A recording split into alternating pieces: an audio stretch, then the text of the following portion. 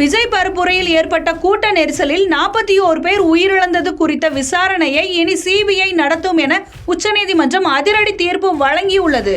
இது குறித்து விரிவாக இந்த பதிவில் பார்க்கலாம். கரூரில் கடந்த மாதம் 27ஆம் தேதி நடைபெற்ற தாவேகா பிரச்சார கூட்டத்தில் கூட்ட நெரிசலால் 41 பேர் உயிரிழந்தனர். இதனைத் தொடர்ந்து சென்னை உயர்நீதிமன்ற தனி நீதிபதி வடக்கு மண்டல போலீஸ் ஐஜி அஸ்ரா கார்க் தலைமையில் சிறப்பு விசாரணை குழு அமைக்க உத்தரவிட்டார். இதற்கு எதிராக தாவேகா சார்பில் ஆதவ் அர்ஜுனா உச்சநீதிமன்றத்தில் வழக்கு தொடர்ந்தார். இந்த மனுக்களை உச்சநீதிமன்ற நீதிபதிகள் JK மகேஸ்வரி, NV ஆச்சாரியா அமர்வு கடந்த வெள்ளிக்கிழமை விசாரித்தது.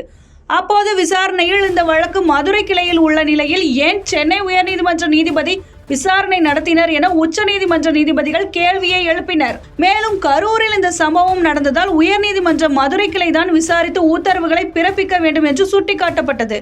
மேலும் தங்கள் கட்சியின் கருத்துக்களை கேட்காமல் உயர்நீதிமன்றம் உத்தரவு பிறப்பித்து விட்டதாக தாவேகா சார்பில் ஆஜரான வழக்கறிஞர் கோபால் சுப்பிரமணியம் உச்சநீதிமன்றத்தில் தெரிவித்திருந்தார். இப்படி இருதரப்பு வாதங்களையும் கேட்ட நீதிபதிகள் தமிழக அரசிடம் பிரமாண பத்திரம் தாக்கல் செய்ய உத்தரவிட்டு தீர்ப்பை திங்கட்கிழமைக்கு ஒத்திவைத்தனர். இந்நிலையில் இன்று உச்சநீதிமன்றம் சென்னை உயர்நீதிமன்றம் அமைத்த SIT விசாரணை குழுவுக்கு எதிராக தாவேகா தொடர்ந்த வழக்கில் அதிரடி தீர்ப்பை வழங்கியது. அந்த தீர்ப்பில் இந்த வழக்கை இனி CBI விசாரிக்கும் என உத்தரவிடப்பட்டுள்ளது. இந்த குழுவானது சுதந்திரமாகவும் வெளிப்படைத்தன்மையுடனும் விசாரணை நடத்த வேண்டும். CBI நடத்தும் விசாரணையை கண்காணிக்க ஒரு சிறப்பு விசாரணை குழு அமைக்கப்படும். இந்த குழுவுக்கு ஓய்வு பெற்ற உச்சநீதிமன்ற நீதிபதி தலைமை தாங்குவார். அவருடன் 2 IPS அதிகாரிகள் அந்த குழுவில் இடம்பெறுவார்கள். இந்த சிறப்பு விசாரணை குழு CBI மேற்கொள்ளும் விசாரணையை தொடர்ந்து கண்காணிக்கும் எனவும் தீர்ப்பில் தெரிவிக்கப்பட்டுள்ளது.